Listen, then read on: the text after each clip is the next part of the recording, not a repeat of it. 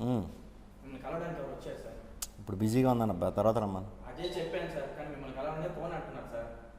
ఏంటే అసలు తలపొడిగా ఉంది, నాకు చాలా చిరాకు. కూడా ఇంతకైనా తలపట్టుకుందని సార్, మిమ్మల్ని కలవండి వదలని అంటుంది సార్. సరే రమ్మను. ఒక్క నిమిషం మేడం, రండి. సార్ సార్ నమస్తే సార్. సార్ నా పేరు జయంతి సార్. ఇదొకటి తోకలాగా. నా పేరు జయంతి సార్, జయంతి సార్.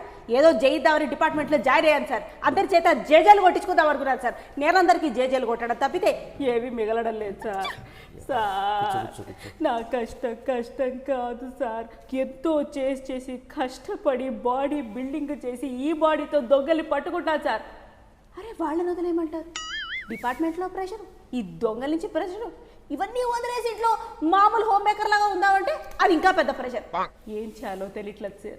మీరైతే కష్టపడి రీసెర్చ్ చేసి ఇదిగో సినిమా కూడా తీశారు కదా, రామరాజు గారే కూర్చున్నప్పుడు మీ దగ్గర నుంచి టిప్పులు తీసుకోకపోతే ఏంటి సార్? 1 2 18 years sir. సార్ చెప్పండి సార్, టిప్పులు చెప్పండి సార్.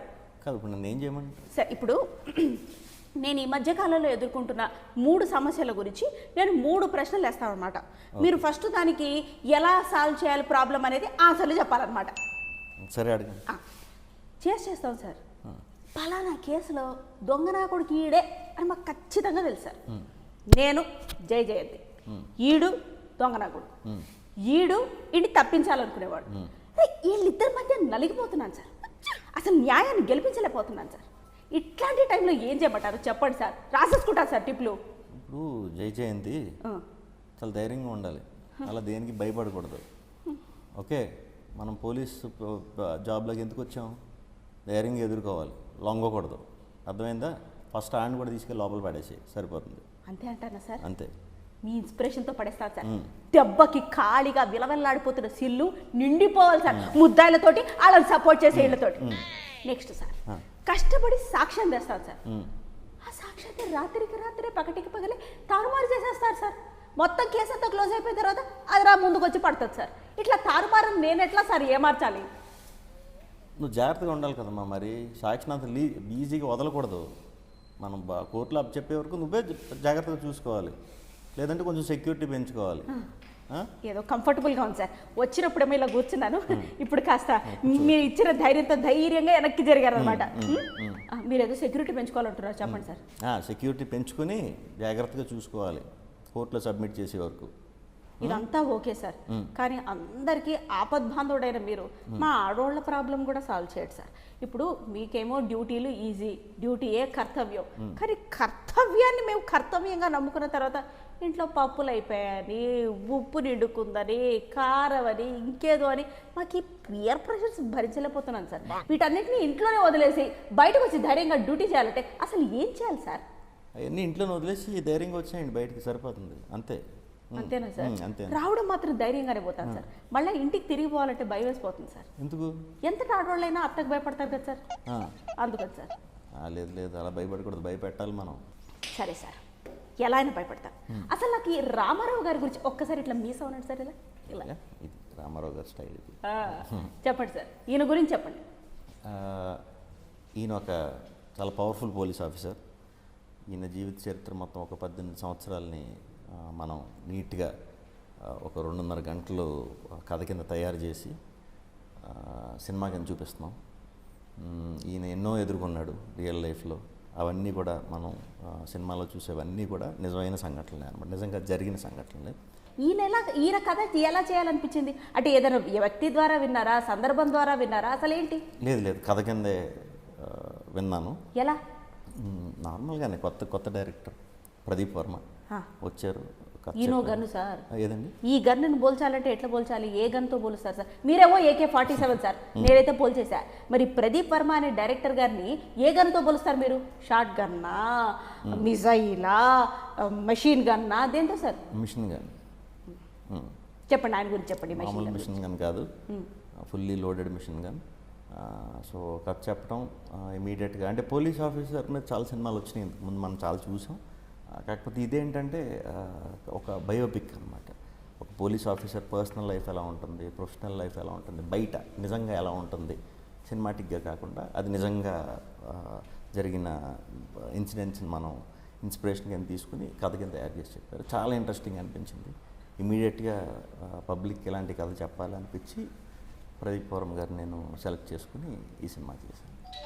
ప్రతి పోలీసు ఒక హీరోయే సార్. అవును. ప్రతి పోలీస్ డిపార్ట్మెంట్లో ఉన్న కానిస్టేబుల్ గారి దగ్గర నుంచి హయ్యర్ అఫీషియల్ వరకు అలా ఈ రామారావు గారి పాత్రని ఆ హీరోయిక్గా ప్రొజెక్ట్ చేయడానికి మీరు ఎట్లాంటి హోంవర్క్ చేశారు సార్? నాకు కూడా పనికొస్తుంది సార్. జయతి రేపు మాపో మంది కూడా బయోపిక్ తీస్తారు సార్. చూడండి జయంత్ గారు, మనం కాకి వేస్తే ఆటోమేటిక్గా అది వచ్చేస్తుంది. ఆ పవర్ వచ్చేస్తుంది, ధైర్యం వచ్చేస్తుంది, అన్నీ వచ్చేస్తాయి. ఈ సదర్ రామరాజు గారిని అంటే ఎవరి గురించి అయితే మనం బయోపిక్ తీసామో ఆయన మీరు ఎప్పుడైనా కలిసారా సార్ ఆయన ఫ్యామిలీని? లేదండి, కలవలేదండి. ఎందుకంటే యాక్చువల్లీ జరిగిన సంఘటనలన్నీ నిజం, రామారావు క్యారెక్టర్ మాత్రం ఫిక్షనల్ అనమాట. ఓహో, ఇంకొక మిజైల్ సార్, బాగా మిజైల్ సార్. ఎందుకంటే ఆయన లేకపోతే సినిమాలో కదా సార్ ప్రొడ్యూసర్లు, కో ప్రొడ్యూసర్లు. ఈ మిజైల్ని ఏ గన్తో పోలుస్తారు సార్ మీరు? ఇవి ఇప్పుడుగా ఉన్నాయి కదా సైలెన్సర్లు పెట్టి. సార్ ఇందులో నేను చాలా ఎత్తుక్కున్నాను సార్. పేలినా కూడా సౌండ్ రాదు. సో మా ప్రొడ్యూసర్ గారు ఆ గన్ సైలెన్సర్ గన్. ఓ, అది మీకు మాత్రమే వినిపిస్తుంది సార్ అట్లాంటి సౌండ్? ఎవరికి రాదు, ఎవరికి వినిపించదు అసలు. కాకపోతే లెగిసిపోతారు పడిన వెంటనే షార్ట్. ఇంకో మిజైల్ సార్, మ్యూజిక్ సార్. ఇట్లాంటి పవర్ఫుల్ ఫైట్స్ కానీ ఇట్లాంటి కథని తయారు చేయడానికి కానీ మ్యూజిక్ చాలా ఇంపార్టెంట్. మరి దెన్ ఆ మ్యూజిక్ డైరెక్టర్ అయిన సార్ని ఏ గన్తో మీరు? షార్ట్ గన్ అండి, షార్ట్ గన్ డబుల్ బ్యారెల్. ఎందుకు సార్ అలా షార్ట్ గన్? ఫట్ ఫట్ ఫట్టా అంటే ఏంటి దాని యొక్క? Double barrel. అన్ని గన్ల గురించే మాట్లాడుకుంటున్నాను సార్. టీజర్ దగ్గర నుంచి ఎక్కడా కూడా మాకు పువ్వులు కనిపించట్లేదు సార్. గన్నులు, కాల్చడాలు, పువ్వులు, అందమైన పువ్వులు, మీ పక్కన ఒక పువ్వు, ఒక కాకపోతే 2-3 పువ్వులు. ఆ పువ్వులు అనమాట దేని గురించి మాట్లాడుతున్నారో మీకు తెలిసింది కదా. ఖైదు చేశారట కదా ఆ పువ్వుని మీరు? పువ్వులు లేవు కానీ ఒక పువ్వు ఉందండి. చెప్పండి సార్, వినడానికి ఖైదు. కొత్త అమ్మాయి ఖయాదు అని. చూసారా, నేను ఖైదు అన్నారు, మీరు ఖయాదు అన్నారు.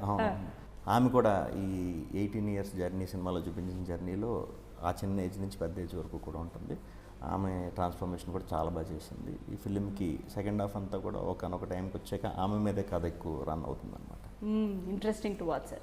సో సినిమాకి మీరు ఆయువు పట్టు ప్రాణం అయితే మిగతా ఆర్టిస్టులు అందరూ, అది తనికెళ్ళ భరణి గారు కానివ్వండి, లేకపోతే రవివర్మ గారు కానివ్వండి, లేకపోతే సుమన్ గారు కానివ్వండి, అందరూ చాలా మంది ఉన్నారు కదా సార్. ఒక్కొక్క ఆర్టిస్ట్ గురించి మీరు పనిచేసినప్పుడు అనుభవం గురించి, ఫైట్స్ గురించి, డైలాగుల గురించి. ఓకే, నేను తనికెళ్ళ భరణి గారితో ఇంతకుముందు చేశానండి, 3-4 సినిమాలు చేశాను. ఆయనతో మంచి రిలేషన్ ఉంది. ఆయన పాయింట్ ఆఫ్ వ్యూ నెరేషన్లోనే ఈ కథ అంతా నడుస్తుంది అనమాట. సో చాలా ముఖ్యమైన పాత్ర అది. సుమన్ గారితో చేయటం ఫస్ట్ టైం. సుమన్ గారి సినిమా అంతా కూడా నాకు ఒక ప్రతి పోలీస్ ఆఫీసర్కి వెళ్ళిన తర్వాత, జాయిన్ అయిన తర్వాత ఒక హెడ్, ఒక గాడ్ ఫాదర్ కింద ఉంటాడు అనమాట. ఆయన ఎక్స్పీరియన్స్లన్నీ చెప్తూ వీళ్ళందరినీ స్లోగా వీళ్ళు ఎదిగేలాగా చేసే ప్రాసెస్ అనమాట. ఆ పాత్రలో సుమన్ గారు చేశారు, కమిషనర్ పాత్రలు. చాలా మంచిగా ఆయనతో వర్క్ చేయడం చాలా మంచి ఎక్స్పీరియన్స్. ఇంకా రవివర్మ గారితో అయితే ఫైట్లు ఉన్నాయి. ఆయనతో కూడా ముందు చేశాను కానీ ఫైట్లు చేయలేదు ఎప్పుడు. పాపం చాలా ఇంజూరీలు కూడా తగిలినాయి ఆయనకి అనుకోకుండా ఫైట్లో. సో అందరూ కూడా, రాజా రవీంద్ర గారు చాలా మంచి పాత్ర చేశారు.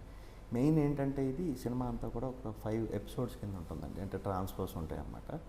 సో సినిమా అంతా కూడా మీకు ఎక్కువ నేనే కనిపిస్తూ ఉంటాను. నాతో కనిపిస్తాను సార్ ట్రాన్స్ఫర్లు అంటే. చెప్పండి, మిమ్మల్ని చేయలేను ట్రాన్స్ఫర్లు. ఇంకొంచెం మీరు నేను ఫాలో అయిన 10 rules బాగా ఫాలో అయితే 1 సంవత్సరం 2 సంవత్సరాలు అవకాశం ఎక్కడ సార్, డ్యూటీ ఎక్కడ చేయిస్తున్నారు. మీరేమో ధైర్యంగా ముందుకు పోతున్నారు, నేనేమో ధైర్యంగా ముందుకు పోవాలో అధైర్యపడి వెనక్కి రావాలో అర్థం కావట్లేదు. ముందుకే పోవండి, వెనకడికి వేయకూడదు. ఓకే, ఇంతే ముఖ్యమైన పాత్రలు ఇవే. మిగతా అన్నీ కూడా నాతో పాటు వచ్చి వెళ్ళిపోతూ ఉంటాయి అన్నమాట కథతో పాటు. మీ అబ్బాయి ఇందాకడిచ్చి సైగా చేసేస్తున్నాడు సార్. నేను అడగను అనుకున్నారా సార్ సినిమాటోగ్రాఫర్ గురించి? అసలు వీళ్ళు ఇదేంటి సార్ అంటే జయతికి నాలెడ్జ్ లేదు, ఇది అన్ని మర్చిపోయి వస్తుంది, మధ్యలోనే అన్ని వదిలేసి వస్తున్నారు కూడా. చెప్పండి సార్ సినిమాటోగ్రాఫర్ గురించి. సినిమాటోగ్రాఫర్ రాజ్ తోట. ఈయననే గన్తో పోలుస్తారు సార్? ఈయన సాఫ్ట్ అండి పాపం, గన్తో కాదు. ఆయన లాఠీ అనుకోండి, అంటే రబ్బర్ లాఠీ. లాఠీ అనుకోండి, లాఠీయే కదా, గన్కంట పవర్. చెప్పండి సార్ ఈ లాఠీ గారి గురించి. సినిమా ఏంటంటే మనం 90s సినిమా కాబట్టి ఇది స్లోగా మనం చూస్తుంటే పాత్రలతో పాటు సినిమా లుక్ కూడా మారిపోతూ ఉంటుంది అనమాట. సినిమా కూడా గ్రో అవుతుంది అనమాట. అది విజువల్స్ రూపంలో చూడొచ్చు, ఆర్ట్ వర్క్ రూపంలో చూడొచ్చు, నా క్యారెక్టర్ రూపంలో చూడొచ్చు. సో అటువంటివన్నీ కూడా చాలా క్లీన్గా డీటెయిల్డ్గా ఫాలో అయ్యి చేశారు. అండ్ చాలా మంచి పేరు వస్తుంది సినిమా తర్వాత. కానీ ఇంకో క్వశ్చన్ సార్, మీరు బాగా సాఫ్ట్గా ఉన్నారు మన కెమెరామెన్ గారు లాగే, మరి సెట్కి వచ్చిన తర్వాత ఇట్లాంటి ఫైట్లు ఏమిటి, ఆ పేల్చడాలు ఏమిటి, హీరోయిన్ గారితో మరి ఫ్లవర్ తోటి రొమాన్స్లు ఏమిటి, ఇవన్నీ ఎలా చేస్తారు మరి? కెమెరా ముందు అది ఇంకా కెమెరా, 100 మంది జనాలు ఉంటారు. అది యాక్టింగ్ కదండి, చేయాలి తప్పదు, లేకపోతే పంపరు. సో కమిట్ అయిన తర్వాత ఎక్కడ సార్ ఇంటికి పంపరా? జోక్ సార్, జోకులు వేసుకుందా సార్, ఎన్ని కష్టాలు. మా దాంట్లో జోకులు ఉండవు, అందుకే నాకు అర్థం కాలేదు. సో అంటే నా బతికే జోక్ అయిపోయింది లేదు సార్, అందుకే అది తప్పితే ఇంకేం మిగలలేదు ఇక్కడ. మనం పోలీస్ ఆఫీసర్ కింద ఉన్నప్పుడు అలా ఎప్పుడు అనకూడదు, ఇంకెప్పుడు అనుకోండి నా ముందు. సరే సార్, సీరియస్గానే చేస్తాను సార్. మళ్ళీ ఏమిటి సైకిల్ చేస్తున్నా, ఏం అడగనా నేను ఫైటింగ్లు? అంటే నేనేదో చేసి చేయలేదని నా లైఫ్లో ఆయన ఫైట్స్ గురించి నేను అడగనా అంట. ఏంటి సార్ ఫైట్ మాస్టర్స్ గురించి చెప్పండి సార్, మీరు చేసిన ఫైట్స్. రియల్గా రవివర్మ గారికి అయితే దెబ్బలు తగిలాయి, పాపం మీకు కూడా ఏమన్నా డిఫికల్ట్ సినారియోలు? అంటే ఫైట్స్ రామకృష్ణ మాస్టర్ అండి, ఆయన కూడా ఒక రకంగా తిప్పరమేశ్వర అనే ఫిలిం ముందు నేను ఇంట్రడ్యూస్ చేశాను. ఈ సినిమాతో చాలా పెద్ద మాస్టర్ అవుతాడు, డౌట్ లేదు దాంట్లో. ఈ సినిమాలోనే ఒక 10 days అని 15 days అని ఫైట్స్ చేసాం, ఫస్ట్ టైం నేను అంతలా చేయటం. సో చెయ్యాలి, వదలరు వచ్చే వరకు ఎలాగా. సో చాలా కష్టపడ్డాం ఫైట్స్ చేసినప్పుడు, చాలా తగిలినాయి, ఇరిగిపోతాయి అనుకున్నాం, లక్కీగా ఎరగలేదు. సో ఆ డౌట్ వచ్చి ఫైట్లప్పుడు వీళ్ళు ఎలాగ ఏదో ఎరగొడతారు, కొద్ది రోజులు మనం మళ్ళీ బెడ్ ఎక్కాలని చెప్పి ప్రతి షెడ్యూల్కి లాస్ట్లోనే ఫైట్లు పెట్టుకునేవాళ్ళు. ఒకవేళ ఇంజూర్ అయినా షెడ్యూల్ ఇబ్బంది పడకూడదు, ముందు చూపు సార్, ముందు చూపు. సో అంతా అనుకున్నట్టే జరిగింది, పెద్దగా ఏం ఇంజూర్స్ అవ్వలేదు. అది సార్, మీరు ముందు చూపును బట్టి ఫైట్లు కూడా జాగ్రత్తగా పెట్టుకొని బయటపడ్డారు. నేను దొంగలు పట్టేసుకోవడమే తప్పితే వాడికి శిక్ష ఎలా వేయించాలో ముందు చూపు లేక పట్టుకుంటున్నారు, అది వెళ్ళిపోతున్నారు, పట్టుకుంటున్నారు, అది వెళ్ళిపోతున్నారు. పట్టుకున్న వెంటనే పొద్దున్నే వెళ్ళి కోర్టులో సబ్మిట్ చేసేస్తే వాళ్ళు వెళ్ళిపోయినా మీకు ప్రాబ్లం ఉండదు. ఫ్లో సార్, ఇక్కడ ఫ్లో మిస్ అవుతున్నారు. నేను పట్టుకోగానే ఇంటికి వెళ్ళగానే మా ఇంట్లో వాళ్ళు నన్ను పట్టుకుంటారు కదా సార్, పిల్లాడికి డైపర్ అంటారు, మా ఆయనేమో హైపర్ అయిపోతాడు. అందువల్ల పోన్లేండి సార్, మీరు మాత్రం చక్కగా డ్యూటీ చేశారు, ఆన్ ద స్క్రీన్ కానీ ఇప్పుడు ఆఫ్ ద స్క్రీన్ కానీ. సార్ ఈ ప్రమోషన్స్ అనే ఈ ఎంటైర్ ప్రక్రియని ఏ మిజైల్తో పోలుస్తారు సార్? అతి కష్టంగా మీరు కూర్చొని అట్లా మాట్లాడుతుంటే ఒక బాంబు మీద కూర్చున్నట్టు ఉంటుందా, లేకపోతే చాలా పెద్ద మిజైల్ అండి ఇది, హిరోషిమా నాగసాకి బాంబుతో పోలుస్తాను. చాలా కష్టమైన, చాలా ఇబ్బంది. అంటే ప్రమోషన్ చేసినంతసేపు నిజంగానే ఒక మిజైల్ మీద కూర్చున్నట్టే ఉంటుంది నాకు. బట్ ఈరోజు కొంచెం కంఫర్టబుల్గా ఉంది మీతో చేయటం. ఆయన నోటి నుంచి కంఫర్టబుల్గా ఉందన్నమాట. ఇట్లాంటివి రాసుకోర్రా మీరు, ఇట్లాంటివి హైలైట్ చేయరు, ఏ పాటకి తిట్టడం తప్పితే. చచ్చా, థ్యాంక్ యూ సార్. జై జయంతిగా ఒక్క మాట చెప్తున్నాను సార్, ఇప్పటికైతే ఇక్కడ ఈ సార్ కథని మీరు అల్లూరిగా తీశారు సార్. సినిమాకి ఆ టైటిల్ అల్లూరి అని ఎట్లా పెట్టారు సార్? అతని పేరు అల్లూరి సీతారామరాజు, సో దీన్ని అల్లూరి అని పెట్టాము. మీకు మనసుకి నచ్చిన డైలాగ్ సార్, అంటే అది ఇంటికి వచ్చిన తర్వాత కూడా గుర్తుండిపోతుంది. సినిమాలో డైలాగ్స్ చాలా ఉంటాయి, ఈ సినిమాలో డైలాగ్స్ అన్నీ మంచి మంచి డైలాగ్సే.